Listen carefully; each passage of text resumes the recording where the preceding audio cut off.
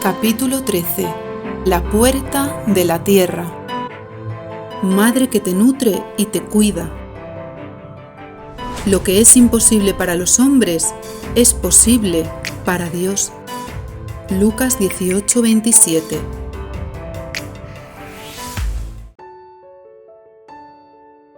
Aquella noche del 31 de diciembre, mientras Espectro había estado ejecutando el maléfico plan del veneno mortal, Alma, que no podía dormir tras su encuentro con Amador, empezó a sentir intranquilidad y sospecha. Su intuición no le fallaba, aunque como les sucedía a los demás con Amor, necesitaba seguir practicando para afinarla. La joven se relajó trayendo pensamientos agradables a su mente, que luego se sucedieron por asociación de ideas. Recordó las vivencias en Calcuta y también en Bombay junto a Dara, cuyo nombre, según le había dicho Pacífico, significa tierra. Tierra. Justo al día siguiente empezarían las clases en el aula de la tierra, que les daría paso a la quinta puerta de la sabiduría. Alma sintió un remolino de emociones turbulentas, responsabilidad hacia las pruebas futuras, inseguridad hacia su capacidad para superar los ataques de la oscura Trinidad, falta de confianza hacia las promesas de Amador. Entonces lo supo, temía que él la abandonara y dejara de quererla como habían hecho sus padres, aunque la diferencia, pensó, radicaba en que sus padres no la habían querido nunca. Todas aquellas emociones arraigaban en una sola, el miedo que oscureció su cabello, el miedo que habría de abrazar si quería superar la séptima puerta. Al fin, el cansancio diluyó los temores, su larga melena se aclaró de nuevo y Alma se quedó dormida mientras Espectro lloraba por ella en la roca más alta del acantilado. A primera hora de la mañana, tras una noche de disputa y dolor en la oscura Trinidad, después de horas en vela y sueños revueltos en Jímaco, la tenue luz de Espectro resurgió del fondo del mar y se arrastró penitente hacia el rompeolas. Exhausto, se elevó con lentitud por el acantilado y permaneció unos segundos recobrando el aliento sobre la roca donde su padre lo había abofeteado. Mientras tanto, Tiniebla y Luzbel lo buscaban sin éxito en la extensa orilla de la playa, creyendo que las olas habrían llevado hasta allí los restos de energía de su hijo. Tiniebla lloraba desesperada, Luzbel se negaba a aceptar la responsabilidad de lo sucedido y sentía que el deseo de venganza se apoderaba de él. A Espectro le era indiferente la preocupación de sus padres, sentía odio hacia ellos, una emoción que lo corroía y hacía que sus fuerzas flaquearan todavía más. Tan solo quería llegar a Jímaco para advertir a sus habitantes de que no bebiesen de las jarras y para pedir perdón a su hermano. Lo que ocurriera después con su vida o lo que quedaba de ella ya no le importaba. Pensando en Alma, reunió fuerzas para caminar por la llanura verde hacia los jardines de palacio. A su paso, los caballos del bosque relincharon agitados, las ardillas treparon a lo alto de los árboles y los conejos se escondieron entre los arbustos. Espectro sentía repugnancia hacia sí mismo y se martirizaba con preguntas que acentuaban su dolor. ¿Para qué me esforcé por ser quien no soy? ¿De qué me sirvió hacer el mal por complacer a mis padres? ¿Cómo pude convertirme en un ser tan despreciable que hasta los animales temen? El oleaje había acabado con casi todas sus fuerzas, aunque fue el odio hacia sí mismo lo que extinguió su último ápice de energía. Esto impidió que cumpliera su propósito. Había tratado de alcanzar la puerta de Jímaco en un intento terminal, pero se deshizo en el último hálito sombrío que quedaba de sí, hasta quedar atrapado, dentro de su cuerpo físico, en la puerta del infinito. A las 7 de la mañana del primer día de enero, después de jugar y cantar bajo los teléfonos voladores de colores de las duchas, los habitantes de Jímaco bajaron a desayunar y sucedió lo predecible. Al llenar las jarras de diferentes infusiones y zumos, los polvos transparentes hicieron reacción y convirtieron las bebidas en el venenoso brebaje de la oscuridad. Los niños lo bebieron y empezaron a notar sus dañinos efectos a los pocos minutos. La debilidad que sintieron se hizo eco por toda la sala hasta llegar a oídos de Madre, quien pidió guía a Espejo con rapidez. Este, que se había oscurecido por la situación de peligro, se situó en el centro de la estancia para que todos pudieran oírlo y habló con su potente voz. Anoche Espectro llenó las jarras de cristal con unos polvos transparentes. Habéis bebido el brebaje de la oscuridad, un veneno tan paralizante como la oscuridad que ciega ante la luz del camino. Misioneros, tomad las fuerzas de vuestro amor. Podréis liberar a los niños de Gímaco de la muerte si lográis superar las pruebas de la zona de la tierra. Recordad, igual que no es oro todo lo que reluce, tampoco es oscuridad todo lo que no brilla. Y apagando su voz, Espejo dejó la incógnita en el aire. Los niños estaban asustados. Los educadores, que solían desayunar después de ellos junto a Guardián y los maestros, tuvieron la suerte de no haber probado el brebaje de la oscuridad, por lo que pudieron atenderlos.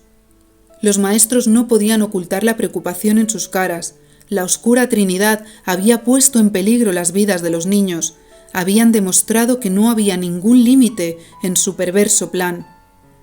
¿Por qué Espejo no nos avisó? ¿Por qué no nos ha dado más información, madre? No tenemos fuerzas ni para caminar, dijo Alma, que era la única que aún se mantenía en pie. Sé que es difícil aceptar que en una situación tan crítica no podamos contar con más que una simple descripción de lo que ha sucedido. Sin embargo, el cometido de Espejo no es salvarnos. Él realiza su misión de acompañarnos y permitir que nosotros mismos superemos nuestras pruebas, explicó Madre abrazándola. «Seguidme». La maestra Tierra se dirigió directa al aula. Los 8 jóvenes la siguieron con dolor en todo el cuerpo. Madre y los maestros se dirigieron a la tercera planta para asistir a los demás niños. Era lo único que podían hacer. El destino de Gímaco estaba en manos de los Coramor y del gran espíritu que los guiaba. El aula de la Tierra empezaba en la torre de entrada al palacio, cuya puerta de cristal dorado daba al huerto, al sembrado de plantas medicinales y a los jardines centrales. A su vez, los jardines iban a parar al bosque de la llanura, por donde poco antes se había arrastrado Espectro, y ésta daba a la playa y al acantilado del oeste. Todo aquel paisaje era el aula de la Tierra, unido a la zona este, una reserva que agrupaba las montañas, los valles y los fiordos que los Coramor habían divisado desde la cúpula del infinito la primera vez que volaron junto a Guardián. Los jóvenes siguieron a la maestra hasta una zona de la llanura desconocida para ellos, donde había 9 rocas lisas rodeadas por un robledal. Todos tomaron asiento. «Seré concisa», avanzó la maestra. «El antídoto del brebaje de la oscuridad no es su opuesto, el brebaje de la luz, pues este tan solo es la otra cara de la dualidad. Hemos de ir más allá, integrando luz y oscuridad para alcanzar la fusión con el todo. El verdadero antídoto es el brebaje de la unidad. En estas tierras podéis encontrar las plantas necesarias para preparar la pócima». «¿Y cuáles son?», preguntó Flora, que conocía muchas plantas medicinales, memoria de tiempos remotos. «Son unas flores curativas que solo existen en las tierras del Palacio de Cristal y cuya vibración energética se asimila a la de la luz del sol, puesto que estas plantas las absorben y almacenan durante todo el día», explicó la maestra. «Entonces lo mejor es cogerlas justo antes de que el sol se ponga, que es cuando más energía tienen. De no ser así, empezarán a nutrirse de esa energía durante la noche». Aunque Flora hablaba despacio y sin fuerzas, dejó a todos admirados con sus deducciones, sobre todo a Justo. «Exacto», corroboró Tierra. «¿Y cómo podemos llegar hasta ellas?», preguntó Amador. «Llegaréis a las plantas a través de la zona este», contestó la maestra. «Los territorios del palacio son la zona de la Tierra, es decir, contienen el aula, el camino y la puerta de la sabiduría. El camino de la Tierra es el único que puede conduciros a la zona donde habitan todas las especies animales y vegetales que han existido a lo largo de la historia, como se explicó Guardián en vuestro primer recorrido por Gímaco». «¿Y cómo podemos acceder a esa zona?». Alma se esforzó por hacer más audible su voz. «Buena pregunta. Al ser una zona de aprendizaje, tan solo pueden entrar en ella los discípulos que están listos para superar sus pruebas allí. Fuera de esta excepción, la parte este de la zona de la Tierra permanece sellada bajo una cúpula invisible e infranqueable. Contacto de seda. Flora y Fauna acabaron la frase de la maestra. ¿Cómo sabéis eso?, preguntó Tierra. Pues nosotras... Lo que quiere decir Fauna es que no pudimos aguantar la tentación de conocer esas tierras llenas de plantas y animales. La noche de fin de año nos hicimos la promesa de hacer todo lo posible por cuidarlos. Quisimos ir a verlos, pero el muro invisible de seda nos frenó el paso. Flora también estaba débil y sus palabras sonaban como un susurro. Sí, ya vi que algunos de vosotros no estuvisteis durante parte de la celebración. Parece que la noche de fin de año estuvo llena de promesas, dijo la maestra con tono de saber más de lo que expresaba. Maestra Tierra, ¿cuál es el camino exacto a la zona este?, preguntó Pacífico. No sé si voy a aguantar mucho más. Aguantarás, Pacífico, ya lo verás. La zona este se denomina Tierra Mágica. Al oír ese nombre, Alma recordó lo que Ángel le había contado sobre el león, rey de aquellas tierras sagradas. Esta vez, al tratarse de una situación de vida o muerte, las pruebas del camino y la puerta de la tierra se unen en una. Salvaguardar las vidas de vuestra familia de Jímaco y las vuestras propias. Para aprovechar mejor el tiempo, podéis leer las instrucciones en mi pensamiento. Confiamos en vosotros y vosotras. En la llanura verde, desde donde se divisaban la playa y el mar, los Coramor afrontaban una nueva prueba. Cada vez más débiles, pálidos y con el cabello perdiendo color, buscaron entre el robledal, que había constituido la decoración del aula de la tierra, un roble milenario, tal como habían leído en el pensamiento de la maestra. «Aquí», gritó Amador. En el tronco del gran roble había un pequeño agujero con destellos dorados. Era la puerta de la tierra. Uno por uno, los muchachos metieron la cabeza en él y fueron notando cómo sus cuerpos encogían por arte de magia, entre una corriente de cosquillas energéticas que los hicieron reír, hasta que desaparecieron en la oscuridad de sus entrañas. Al poco rato se encontraron en una cueva de fina tierra oscura. A diferencia de los libros de aventuras que había leído justo, la única antorcha que alumbraba el camino era la tenue energía de los cabellos de Alma, que guiaba a sus compañeros, asombrada por el sentimiento de certeza en el camino a seguir. En unos minutos llegaron al final de la caverna, donde la luz solar que penetraba desde el techo les mostró la única salida al exterior. Escalaron las terrosas paredes de la cueva ayudándose entre ellos y al final utilizaron las túnicas anudadas como cuerda para subir a Solidario, que se había quedado el último para hacer de apoyo a los demás. Al salir de la cueva y recuperar su tamaño, contemplaron ante ellos la reserva natural de Palacio. Desde donde se hallaban pudieron divisar la cúpula del infinito, y a medida que avanzaban contemplaron más de cerca los fiordos y las montañas, los ríos y las cascadas, las aves y los peces y una bandada de agapornis que llenó el firmamento de alegría. A pesar de la debilidad, pudieron percibir los intensos olores de aquel agreste mundo natural. Flora y Fauna sentían que iban ganando fuerzas a la vez que sus cabellos recuperaban el color intenso del verde de la vegetación y del azul del lago mágico que al fin habían encontrado. «¡Miradlo! ¡Está ahí!». Aunque Alma tampoco tenía fuerza suficiente, todos entendieron a qué se refería, porque por las instrucciones mentales de Tierra sabían que era un lago donde podían verse infinidad de criaturas fabulosas. El lago mágico era cristalino y estaba rodeado de sauces que bañaban sus ramas en él. Aquel lago tenía la propiedad de crear en el mundo físico cualquier ser vivo que naciera de la imaginación de quien mirara sus profundidades desde la orilla. Los Coramor no podían crear en él las plantas curativas, puesto que desconocían su apariencia. Lo que necesitaban era un animal que los ayudara a encontrarlas con su olfato. Como no podían materializarlo con el poder del pensamiento, porque el brebaje de la oscuridad había bloqueado sus poderes, acudieron al lago que les indicó Tierra para que la creación surgiera de allí. Una vez que el animal cumpliera su cometido en el mundo físico, volvería al mundo de magia del que provenía, igual que habían hecho los animales y objetos voladores que crearon para repartir los regalos de Navidad. Rápido, Pacífico desfallecía ante la mirada preocupada de Fauna, que temía por su vida. «¡Leed mi mente!». Aunque la exclamación de Amador se perdió en el aire, todos pudieron oírlo y ver en su mente a un magnífico lobo blanco, de iris y aura dorados, poderoso, fuerte y con una elevada capacidad olfativa. «Gracias, ahora solo nos falta un nombre para potenciar nuestro deseo», advirtió Alma, admirada de la rapidez imaginativa de Amador. «Rastreador», dijo él por toda respuesta. «Nosotras lo haremos». Fauna quería que sus compañeros reservaran las pocas fuerzas que les quedaban, y como ella y Flora habían revivificado sus energías gracias al entorno natural que formaba parte de su dharma, pensó que ellas dos podrían hacerlo. Se acercaron a la orilla del lago mágico, miraron al fondo y visualizaron en su mente la imagen de Rastreador con todo detalle. Se concentraron y pusieron su intención para que se cumpliera el deseo. Nada sucedió.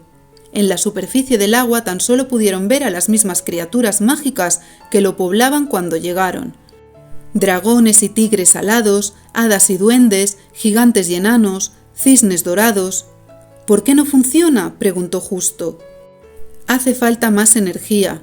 Alma hizo un suave gesto con su mano para pedir a todos que se unieran a las gemelas. Amador se arrodilló junto a Alma y Solidario. Los demás lo imitaron, se arrodillaron, se dieron las manos y pidieron a Rastreador con toda la intención que les fue posible en aquellas circunstancias. Pasaron 8 minutos que les resultaron interminables. Después, los seres mágicos del agua formaron una circunferencia en cuyo centro apareció un fabuloso lobo de brillante pelaje blanco, con una penetrante mirada del mismo color que el aura dorada que lo envolvía. Surgió de las profundidades del lago como un gladiador invencible y saltó ágil hacia ellos, que se apartaron de la orilla para darle paso. Rastreador se sentó sobre sus patas traseras, mirándolos confiado.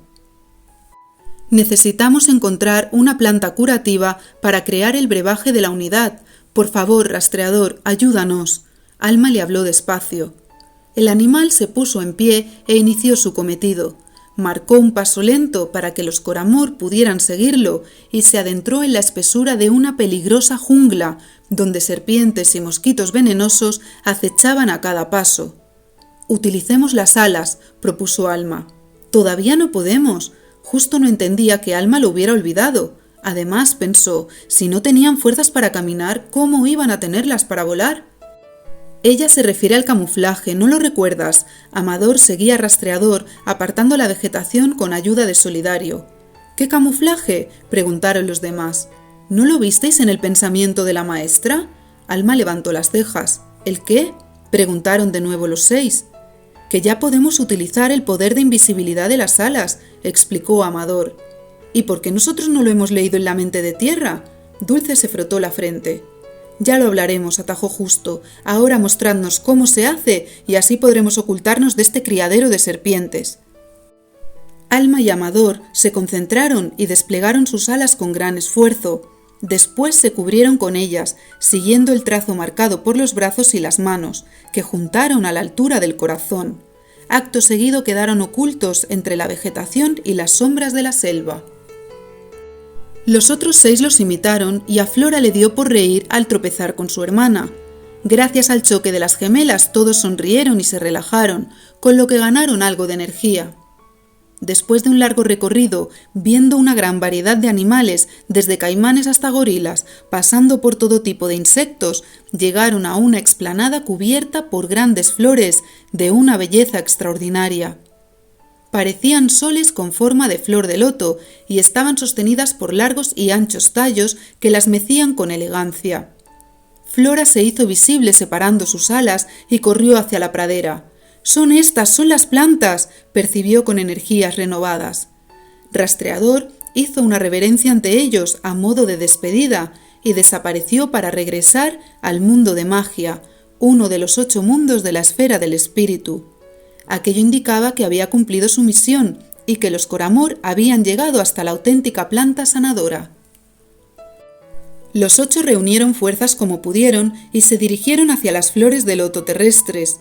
El sol empezaba a ponerse y justo antes del anochecer los muchachos volvieron a quitarse las túnicas y las llenaron de plantas curativas. Invisibles de nuevo, deshicieron el camino por el que Rastreador los había guiado, hasta llegar al agujero en la tierra que comunicaba con la cueva subterránea. Aquella puerta de la sabiduría les permitía tanto entrar como salir de la tierra mágica. Una vez que traspasaron la puerta, cayeron exhaustos a los pies del roble, donde Guardián y los otros 7 maestros los esperaban. «¡Lo habéis logrado!», exclamó Madre cogiendo a Alma para llevarla volando a palacio.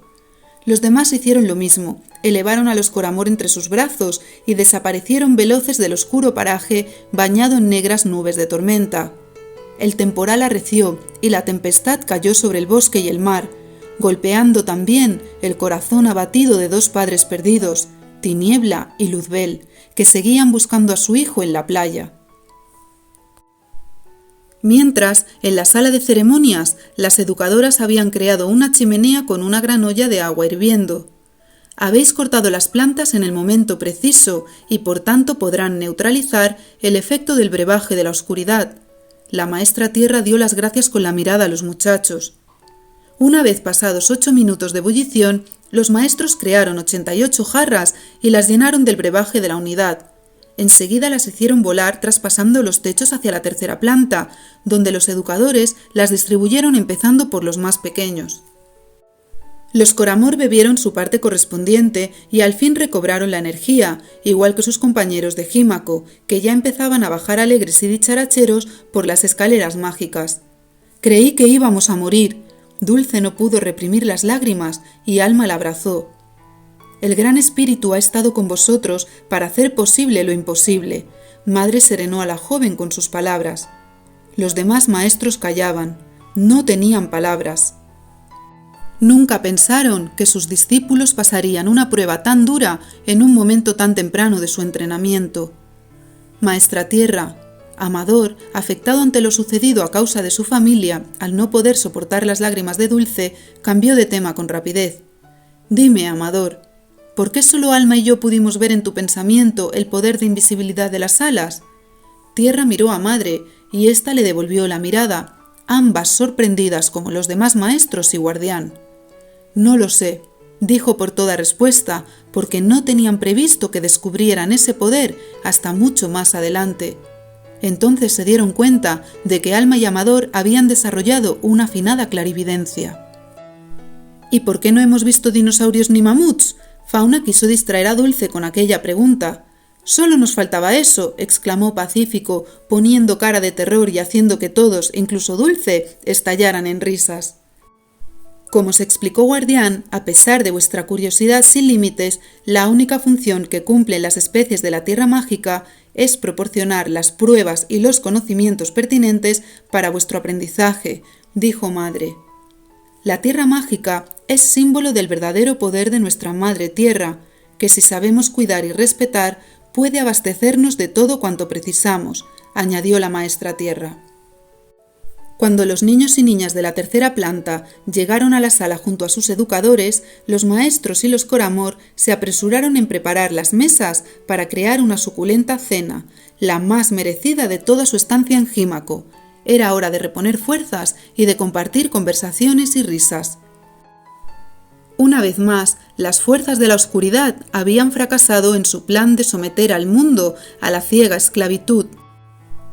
En aquella hora turbulenta, bajo la tempestad y los rayos de dolor que caían del cielo, Tiniebla y Luzbel se enfrentaban a las consecuencias de sus actos, producto del miedo y de la inconsciencia, pues nadie, ni el mejor mago entre los magos, podía escapar del efecto boomerang de la vida, donde uno siempre recibe lo que da.